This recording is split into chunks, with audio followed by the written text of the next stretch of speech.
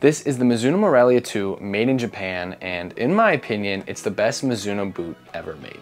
Now, being that I've only worn the Mizuno Morelia II and the Mizuno Morelia Neo 4 Beta Elites, that's kind of a bold statement, but really after wearing these, I can't see any other reason why I should try another pair of Mizuno boots.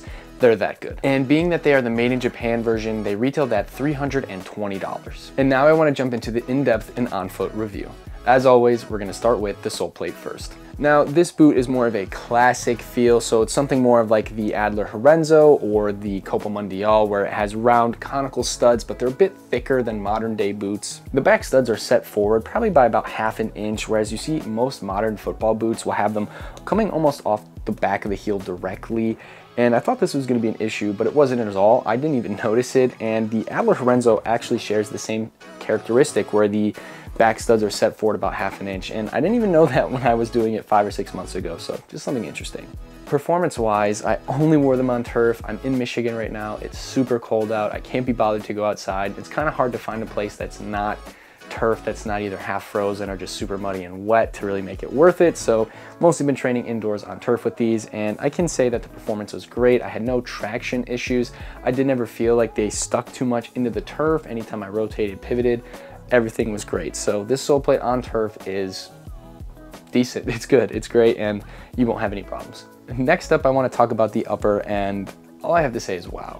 It probably is one of my favorite uppers to date, and I'm going to be comparing it to the Adler Lorenzo this whole video, so be prepared for that, but it just really feels so similar, and it's super soft. I really like that I had a tongue again. Most of the boots I've been reviewing lately don't have tongues, and it's nice to just have a plush padded leather tongue on top of a really full leather upper, which is just something you don't see these days. The whole modern, let's make a leather forefoot or, you know, toe box and then just make everything else synthetic garbage has just not been flying well for me with all these modern boots, so it was nice to have that again.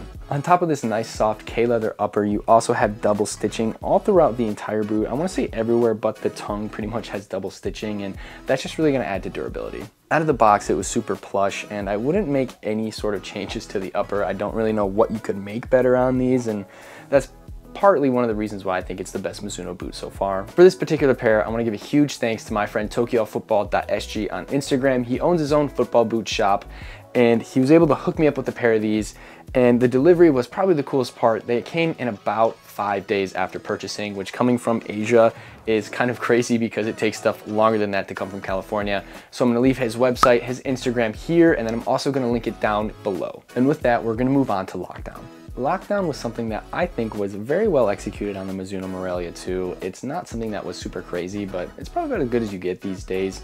And I didn't even have any tongue slippage, which is nice because usually that's something I deal with, having wide feet, but nope, it was nice, 1, to have that tongue again, and 2, not have any of my sock exposed while wearing them. Minor issue I did have was the laces, and it's the same problem I had as, yes, the Adler Lorenzo, and I just couldn't lace them up all the way the first session I wore them, so I had to leave an eyelet undone. I don't know if this is because the boot needs to stretch. I can't imagine that's it.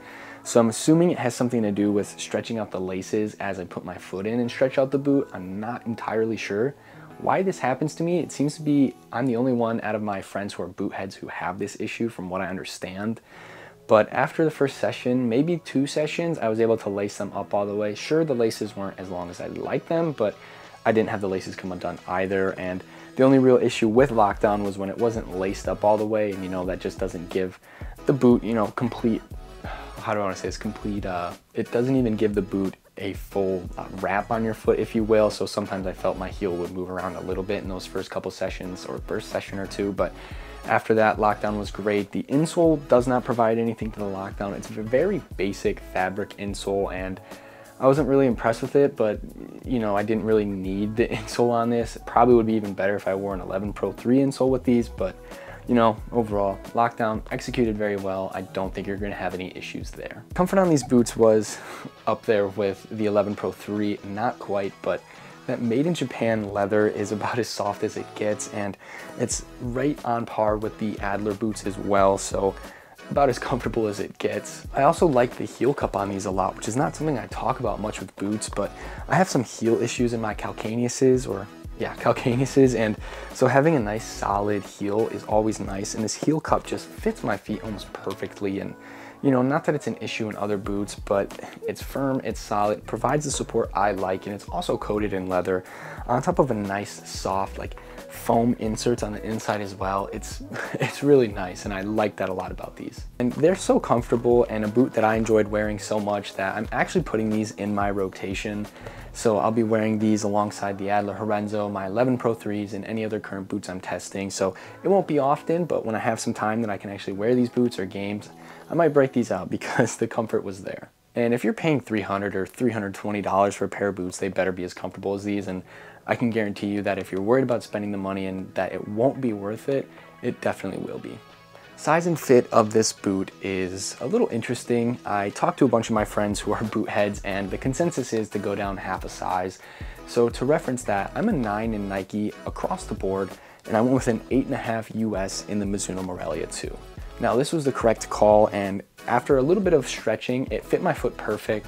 The first session, or maybe probably 30 minutes, I was kind of wondering, should I have gone with that 9 US instead of the 8.5, because it felt like my toes were pushing a little bit too much at the front and just didn't feel right. But after that first session, my feet kind of settled in a bit more, and I was comfortable with that choice of going down half a size. So I recommend you go down half a size from your Nike size. And I talked about fit a little bit, but if you have wide feet, you're gonna be fine here. If you have narrow feet, you should be fine. I don't think there'll be any extra room, but leather boots usually accommodate most foot shapes well. And I would say that no matter how wide your feet are, you're gonna be fine here. Like I said, I liked how the heel cup supported and kind of fit to my feet. I don't know if that'll be the same with you, but I'm assuming it's a neutral shape for most foot types, so it should be fine there. And you know, just another thing that adds to these, I felt like the width on these was a lot better than the Morelia Neo 4 Beta Elite. Sorry, it's a mouthful every time I say that, but I just felt like that boot sometimes didn't feel quite as wide. It did fit my feet okay after a while, and you know, I broke them in, but this just tops that. And that being the only other Mizuno boot I wear, it's why I feel like these are the best, and I really don't see why else I have to wear another pair. Just, they're that comfortable, they're that good. And the last thing I want to talk about is durability. They don't have the same stitching that the Adler Lorenzo does, where it's stitched in from the bottom of the sole plate on the outside, but it's constructed well. It's made in Japan. I'm pretty certain all the made in Japan boots are handmade, and yeah, I'm 100% certain on that. I actually looked that up recently. And the only real damage to these boots seems to be the white paint or coating that they put on top of the leather. There's a couple nicks at the toe, and I think I've recorded some of the B-roll before this and after, so I don't know what was on it, but just on the sides where I make a lot of contact as well, there's a little bit of just little nicks and scratches, but no real damage at all. The leather still feels super soft after all these wears. Sometimes leather boots, they get a little stiff.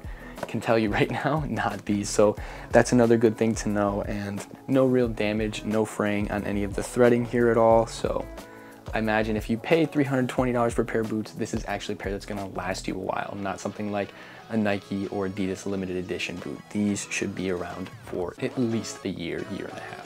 So overall, I'm rating these boots a 9.1 out of 10. So one of the best ratings I've given, and it's well deserved. It's just that great of a boot. Like I said, it's the best Mizuno I've worn so far, and probably Mizuno's best out there in terms of comfort and everything I appreciate about football boots.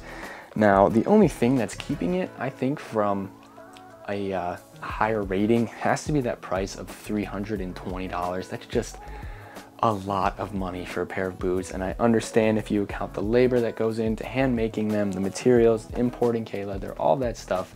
I understand it needs to be a bit more expensive, but I don't know, $320 is a lot. But what you're getting with that is a complete leather upper. It's very, very comfortable. It'll fit your foot no matter the shape, provided that you get the right size, which again, I said go down half a size. And there's not much more you can really add to these boots. I would say maybe adding something like the 11 Pro Soleplate. It's one of my favorites, and maybe adding some sort of cushion to the insole as well. And the last thing I'll leave you is this, and it's kind of controversial, but I would not recommend you to buy these boots. And the only reason I say this is because of the price. $320 is just a lot of money. And I think what you could do is buy the Adler Lorenzo instead. It's probably gonna run you about $200 if you're in the US after shipping, but they'll arrive in 5 days. They're completely leather as well. They're cut just maybe slightly lower than the Morelia II, but not by much. Sole plate's almost exactly the same, so that's what I would recommend.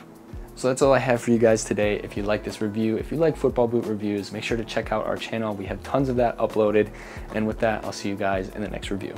You're throwing me off. You're throwing me off while I'm trying to record. You need to stop. You need to stop.